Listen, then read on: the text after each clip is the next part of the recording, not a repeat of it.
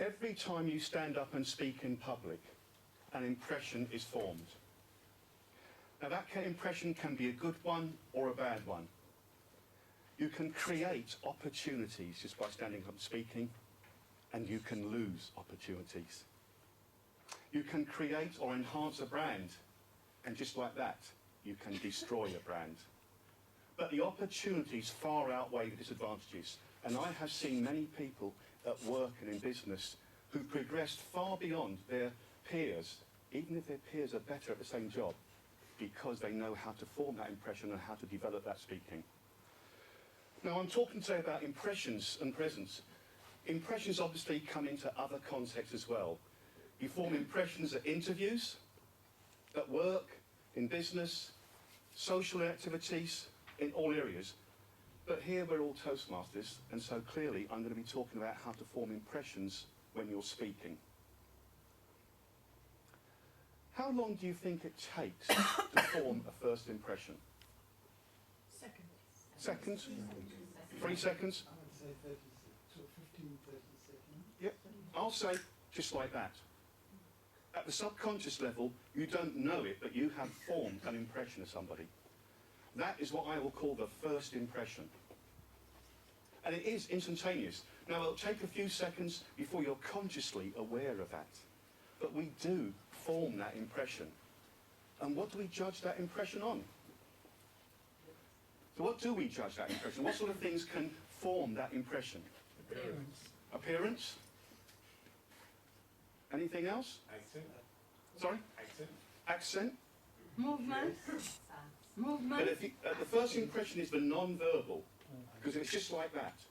So there's no accent coming to it at that point. It will come in after. Expression. Expressions? Absolutely. Body language. Really, it all starts with the body language. Everything starts with that. Yes, I'm not an English consultant, so I'm not going to talk about dress, but I am going to talk about presence.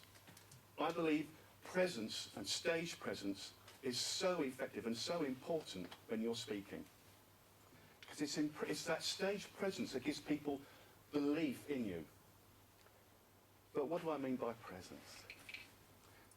Who do you know for yourselves, people perhaps in a public figure that you think has a definite strong presence?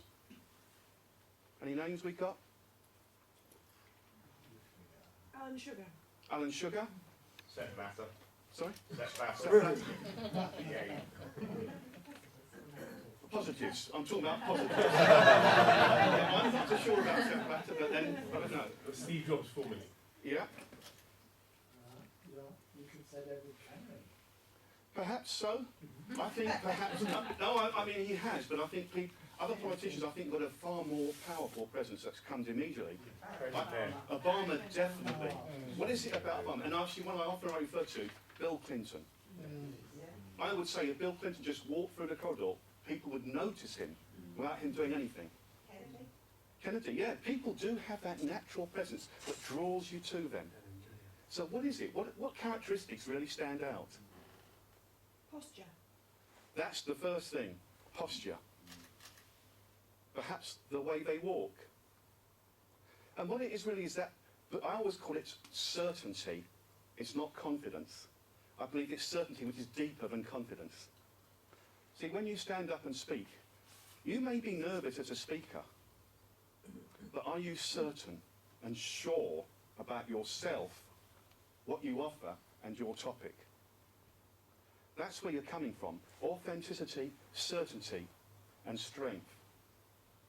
So I'm going to be talking about first, second, and last impressions, or what I call first, second, and last.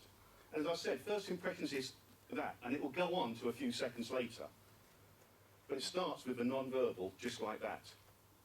We'll come on to the second impressions, which I will talk about as the opening lines in a speech.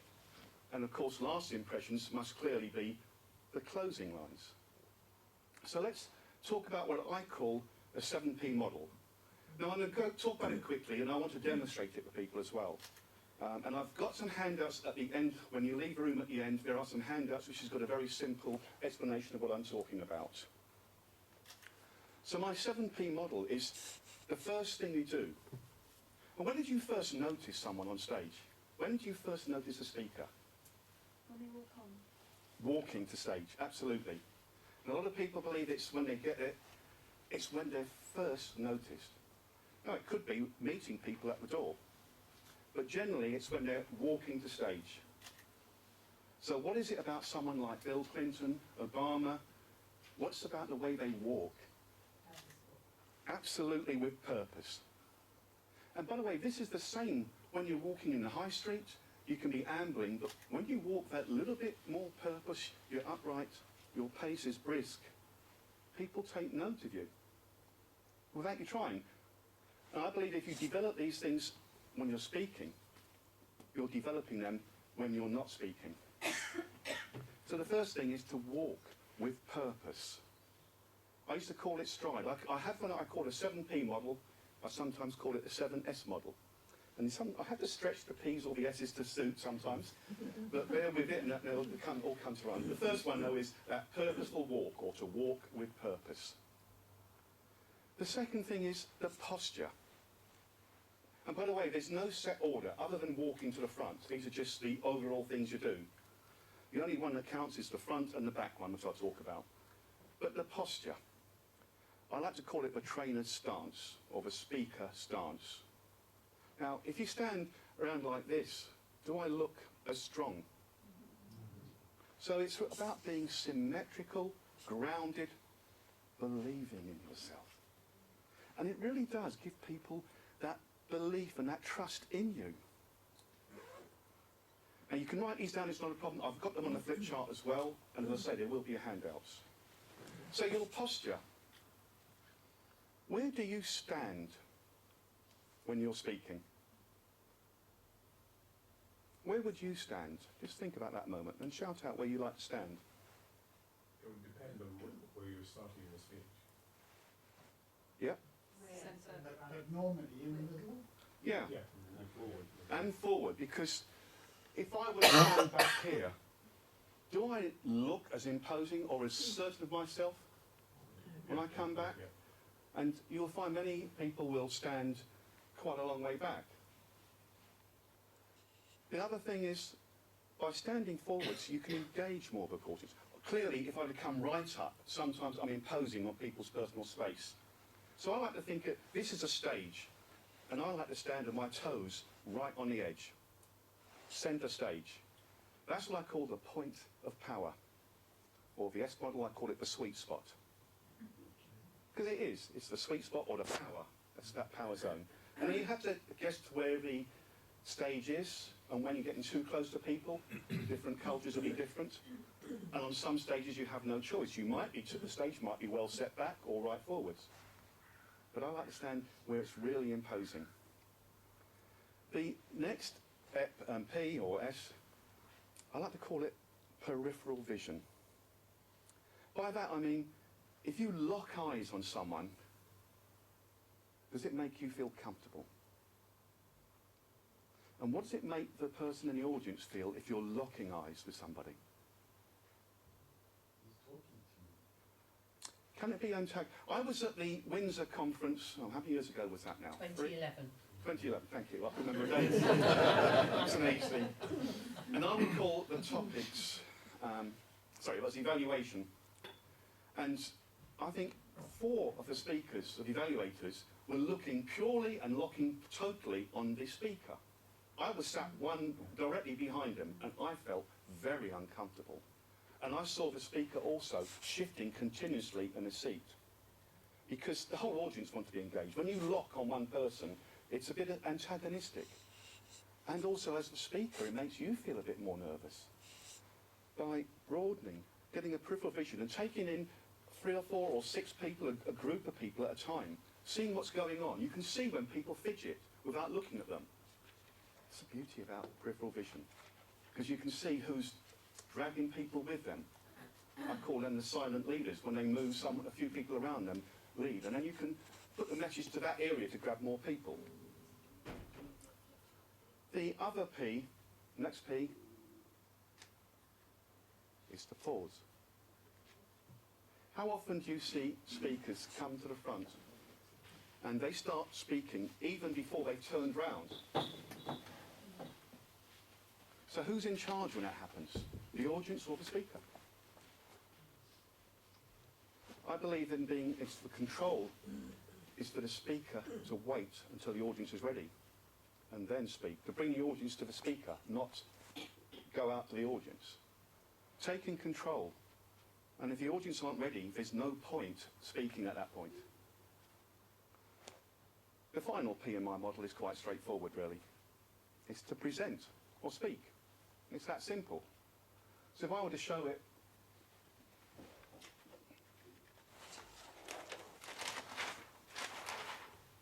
I did forget the pleasing smile. So I did say I had to stretch the P's a bit, or the S's, to make it clear. If anyone can think of a P that means smile, I would love to know it. But I couldn't find one. If I use an S model, it's straightforward, it's smile, but I had to stretch other things. But this is what I believe starts. It starts with that subconscious, that impression you form before you open your mouth. And I always maintain, and in workshops I run, I guarantee that you can hook the audience or pique their interest before you speak. What if the subject you're going to talk about is slightly dark at the beginning? So would you start and then suddenly launch into a contradictory, there I was hanging up, sort of in an emotional state? How would that You haven't started yet. This is the non-verbal, this is the presence to hook the audience. This is what I call the first impression. I'm going to talk about openings in a little while. This is purely that first non-verbal impression, which I say is about developing a powerful presence. When people see you walking down, standing here, are they thinking, this person looks sure of themselves? Or are they seeing someone fidgeting and they're thinking, okay, give them a chance, but it's not the same. You want to grab them. I always say, hook them, grab them, get their interest. Clearly you have to keep their interest with openings, with your body and with your closing lines. But the first thing is to grab their interest. If you go for an interview, you've got to grab interest immediately. And again, it's subconscious. So the interviewer is looking at lots of things. They're looking at your posture, your walk, your smile, your handshake, your clothing. As I say, I'm not an image consultant. My only thing to take on clothing is dress appropriately and dress to make yourself feel good. Obviously, it's got to be appropriate. I wouldn't like to go in Bermuda shorts to talk to a group of bankers. It wouldn't be appropriate. But sometimes you need to dress down. You have to know your audience. But I'm not going into the image. I'm going into how you grab them first. So I'm looking around here, and I know that some of you are very experienced speakers. How many of you are perhaps just a little bit nervous still of doing a talk in front of a group? Great. I say great because would you like to develop some skills today? Well, great. What's your name? Jamie. Would you like to come up and I'll demonstrate some techniques for you? Give her a hand.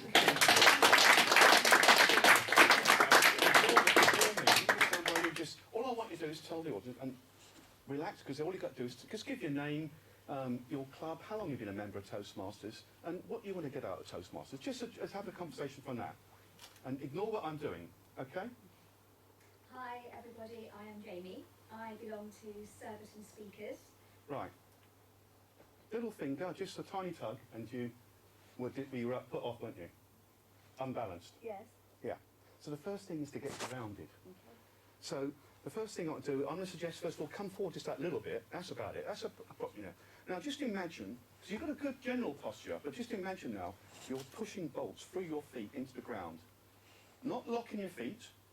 You're not locking at all. You're just getting symmetrical, solid. Look at them and let's see the difference. Now, it's subtle. It's all at the subconscious level. But also, the more you do that, I call it fake it till you make it. You put that belief in yourself. You do. When you stand strong, you feel strong. So I want you to start again now. Look at the audience. Hi everybody, I am Jamie. I belong to Surbiton Speakers.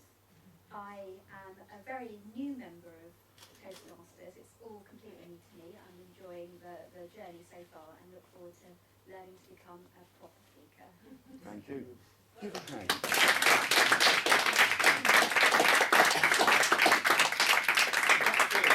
Did that feel like you were in control of that? More so, yes. Yeah. And you know, it's small things that put you in control. and you were only coming from the front, if you were coming from further back, I'd say you start with that walk, which is the way you're standing, you're walking like that, and it gets you into that mode straight away. The peripheral vision, just start looking at the audience and just imagine doing this with your hands and seeing how wide before you can't see your hands. So my hand? Yeah. Okay. Just notice when you can see out the corner of your eye while you're still engaged in the audience. And all you're trying to do is, if you can observe that way, when you're looking at certain people, you might see someone like I just saw, Mel just fidgeting in her chair, I saw a gentleman there just sitting. You notice these little things, and it gives you something, it helps you to relax, but it gives you more awareness of what the audience is doing, what's hitting home and what isn't. But I say that basically the biggest thing is you are getting stronger. And those simple things, I've seen people go from being very nervous to very sure in just a few minutes by demonstrating that simple technique. Where you stand, how you walk. Let's not forget the smile. And what I liked was you did pause before speaking. So many people. Yeah, absolutely. And I always ask the audience that, and it always works. In every workshop I've done, I always ask the audience to give the feedback, because it's the feedback from other people, rather than just seeing a video of yourself when you're still looking at your own ideas. Other people tell you what you're doing well or not. So I love that. So well done, gentlemen.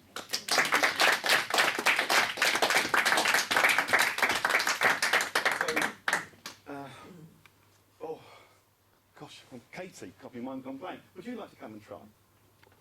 Give her a hand then.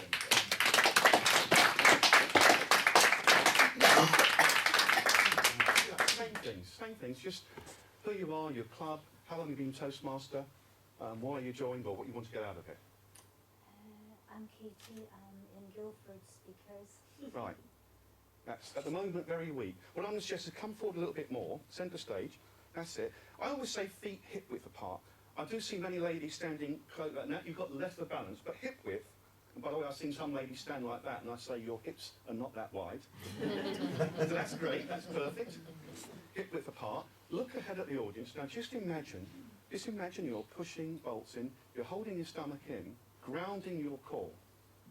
I don't do Pilates, I think I should, but that's all about grounding. And what we're doing, in essence, is grounding everything you do.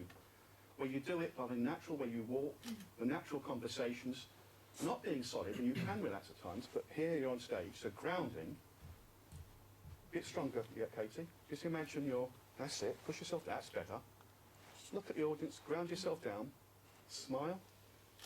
It's a gentle smile, and then I've seen people do a great big grin, and no, gentle smile, and just repeat. I'm Katie, and I'm a member of Guildford Club. I've been a member for 5 years now, and I still find it difficult. Yeah. And the more you develop this, honestly, I still say it's fake it till you make it, and you can fake it and make it in one session effectively. You want to be able to put this across to every time you talk to people one-on-one. And I don't mean you always got to stand strong, but I mean just believing in yourself. It's being sure of what you do. Now, you may not be strong as a speaker. What we're looking at is where you are strong as a person. You have a lot of strengths, and like most people, we all have weaknesses. So it's focusing on what you have to offer. You know you're very good on a lot of things in life. Doesn't have to be about business or speaking. That's what you're putting across. I am important enough to stand up because I have my views. Oh, I could try it, but I'm important enough. Katie, I would say you can do a lot of things around home, around perhaps craft work or different things that I cannot even remotely do. And that's what I mean. Everyone has strengths. We don't have to be strong as a speaker. You don't have to be strong as a business person. But if you were to talk on one of your topics that you know well, whatever it may be, hobbies, would you know your hobbies well enough to talk about? Or your pastimes? Perhaps it's still the standing up in Yeah. front of... Katie wins best speaker every time she gets on stage. Yeah. What I want to say is, It's all coming out now. and this is an exercise, by the way, lots of people can do. What I want to do, Katie, is just for a while, just close your eyes a moment, and I want you to go to a time of a particular pastime where you feel really, really strong. You know you're good at. It may be cooking, it may be working with children, it may be organising projects around houses or other people, something really, really strong. Go to a very specific occasion, a very, very specific occasion. Go there right now. Just take yourself right back there. See what you saw. That's right. Really see it. Hear what you heard. All the voices outside, your own inner voice. Feel what you felt. And as you get there, just clamp your thumb and forefinger together tight. Really grab it tight. Feel that emotion when you were there. Really strong. You were the expert. You were running it. You were organising. You were on top. That's it. Now let go of your thumb and forefinger. What I want you to do is, when you go to stand up and speak, do that thumb and forefinger and take yourself back there before you get up and speak. Know how powerful you are. Because you are powerful in your zone. And all you're doing is sharing. Just share with people again why you joined Toastmasters. I joined Toastmasters because I have difficulty in expressing what I believe in Great. to others. And that, by the way, you're doing that already. You're doing just that. So victories are small victories, but simple things will make a difference. And it'll make the difference to the audience, but most of all, make the difference to you. Well done.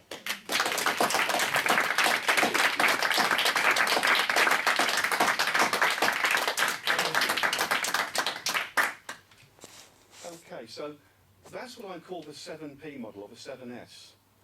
But that's the first impression. What about second impression? Opening lines. Because that's what I'm going to talk about. Because you hook the audience to get that interest initially. Now you've got to grab them with your speech.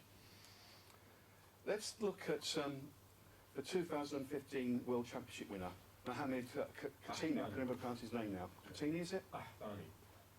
Thank you. How did he start? Cigarette and the lighter. And then he looked round. And he said, what? So I call the non-verbal action was provocative. Provocation, shock, surprise. It's a tactic that gets people straight away. Were people listening or watching and really sitting up straight away? You could hear it in the You were audience. like, no. They were calling out, no, you Yeah, can't do that. yeah. And then, what? Well, that look, that facial expression, and what? Humour. Surprise again. Brilliant tactic. And then he went on to give some statistics, didn't he? He gave 2 statistics that got people a bit confused. You thought, wow. And then real humour. And I just made those ones up. He grabbed you with 3 tactics straight away. Provocation, surprise, humour. He really grabbed attention. So those are some examples of things you can do for opening lines. Of course there are others. There are stories. Stories always engage. There are rhetorical questions. Statistics, which work far more powerfully if you've got powerful images to go with it. So if you're using PowerPoint, it's a visual aid, please, not a written aid. This is not a PowerPoint talk. It's a visual. You can put up some shocking statistics to prove a point. You can if you're talking on things in relationships, you can show a couple blatantly turning the other way. Talking about smoking, you could show a sort of blackened lung. Would that be shocking enough to grab people's attention? So there are various ways you can grab people's attention. Now, I still recall an anecdote. I remember reading from the Toastmaster magazine, I think it was about 8 years ago. I can't remember what date it was. I'll use this one because it was so powerful.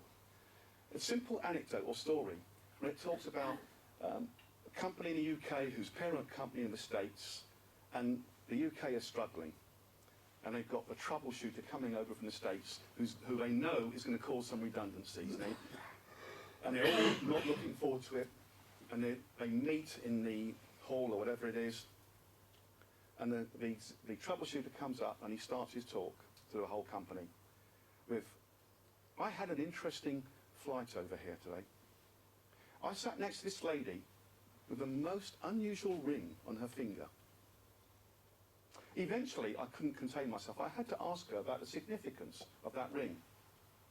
And she said, It's my wedding ring. But it's on the wrong finger, I said. I married the wrong man, she said. And he went on to say, and sometimes as a company, we're married to the wrong strategy. And we have to make tough decisions. The way he segued a simple anecdote or story, so effective and powerful. Because the stories have to make sense. They have to fit into your actual speech. So those are some simple techniques for stories. So those are about the second impressions. I'm not going to talk about the bits in the middle because in the 40-minute talk we don't have that. We'll talk about the last impression next. So opening lines are important. Presence and non-verbals are important. What about closing lines? The 2000 world champion, Ed Tate, have any of you seen his speech or heard his speech? Yeah, brilliant speech. Brilliant in a way, he's a natural humorist, and the title was, it's going to be One of Those Days. He repeated that title regularly through. And at the end, his close was, it's going to be One of those days. Everyone in the audience. That's what you call the sing-song close. When you repeat something over that the audience then take on for you. It was also a title close, because of the name of the title. So you can close by using the title, if you're going to use it in a powerful title. So those are just two techniques that work very well, and of course humour. What about 2014, Dan and Jaya? How was his close? Okay. I look at you, I see something you knew. Yes. You want to look out at you, I see something. Yeah, but even But I don't know before what that, it is, yeah. the first thing he did in his close, the opening of his close, was to go to the bin Go back and get the rose, yeah. and pick up. That's a callback. It's a callback to an action as opposed to a sentence. He used the callback very powerfully, but also he used the phrase. Well, it was a kind of sing-song. I see something.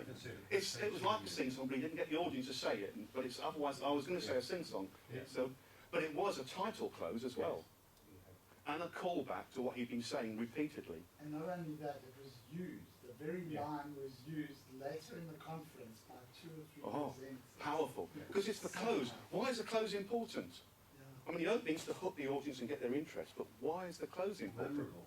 Stay permanent. Absolutely. A friend of mine, actually, he's a Toastmaster, Doug New. Yeah. So that he went on when he had his sales training course, some 20 years ago, repeatedly the chap said, whatever you do, remember, aim for the top.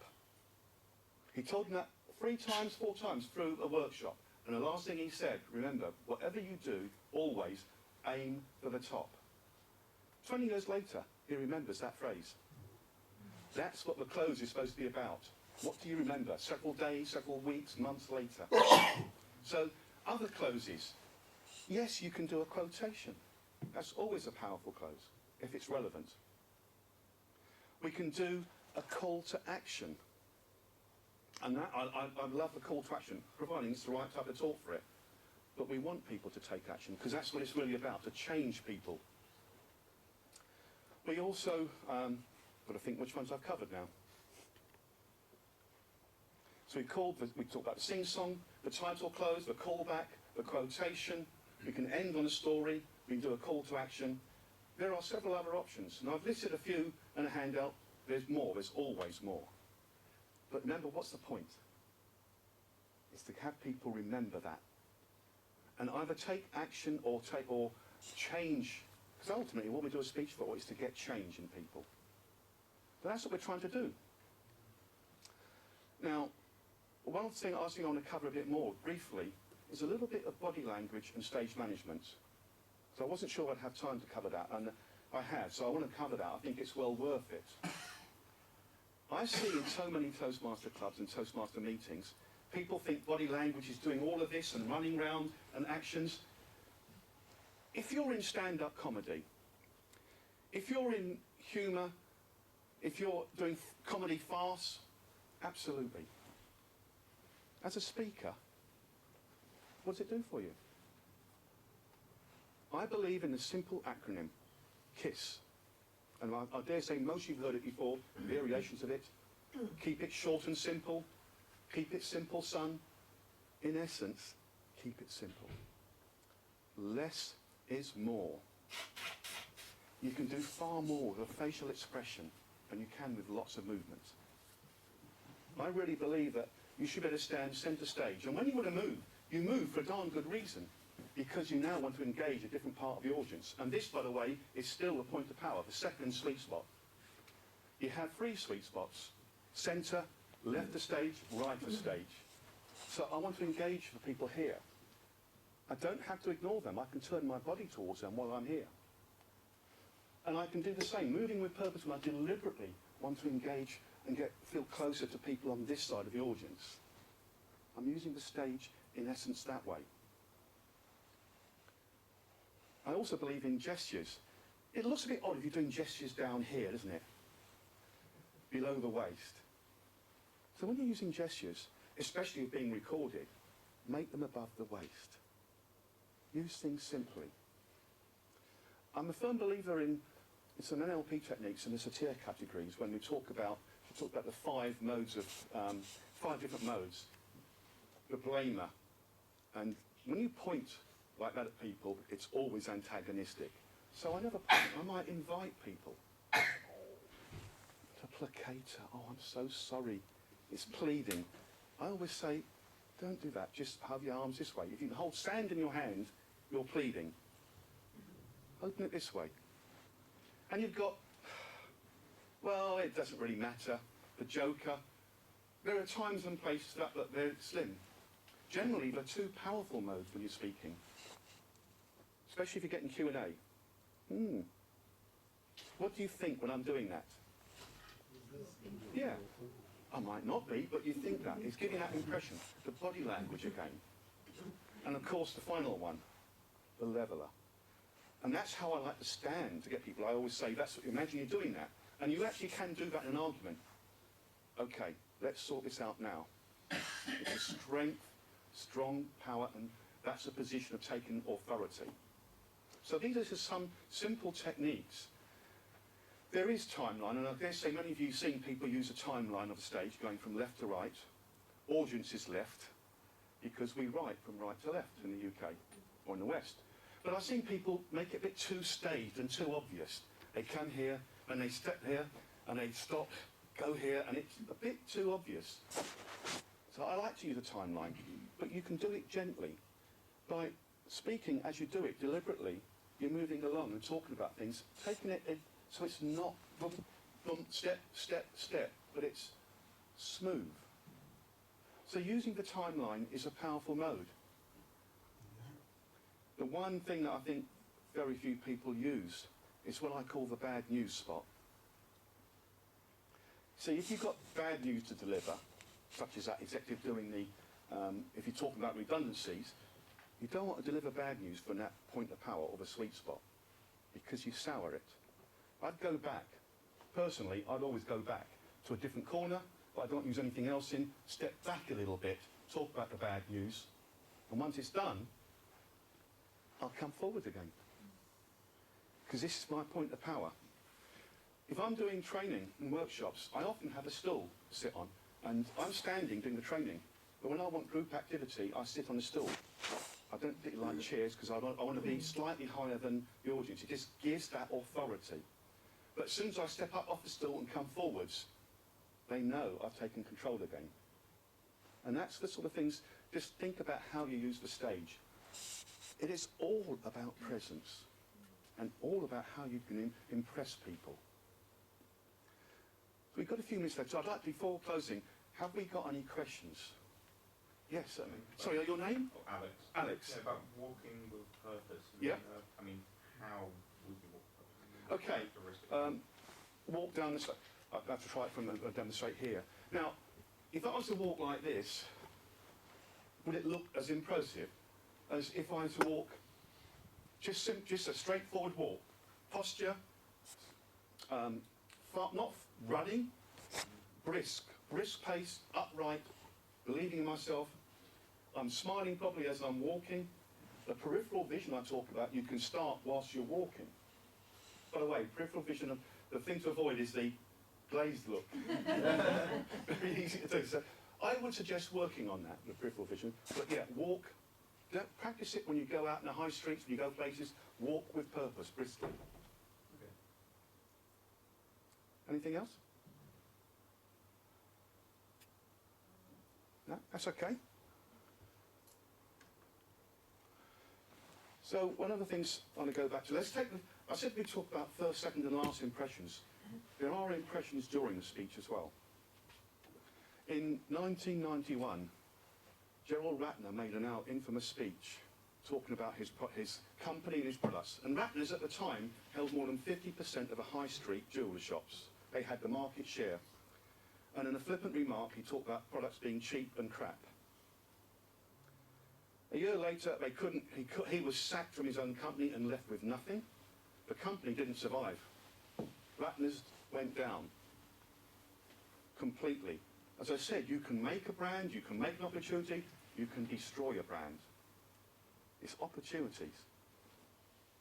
But the interesting thing is, many years later, having been out in the wilderness, having lost everything, he formed a small company of some kind, and he asked to join the IOD again, the Institute of Directors, where he made that speech. They agreed to let him come and asked him to talk on his experiences. The press got hold of this, and they were there in force, and he gave a really good speech. And he talks now also about how losing everything, divorce, house, health, it's not the end of the world. And that if you can bring laughter, you can survive. And you can survive from the ashes. And he's now got a powerful talk.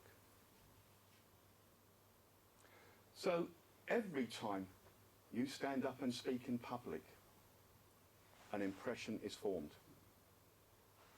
You can choose whether you want to make that a good impression or a bad impression. You can create an opportunity or lose an opportunity. You can enhance or create a brand, or you can destroy a brand. But it starts with the first impression. And if you've got that first impression, developing a powerful presence, you can give yourself far more of an edge. Albert Einstein said, strive not to focus on success, but to give value. I believe if you give value, success will probably follow. And if you want to speak, I really do suggest you learn to develop a powerful presence. Thank you very much.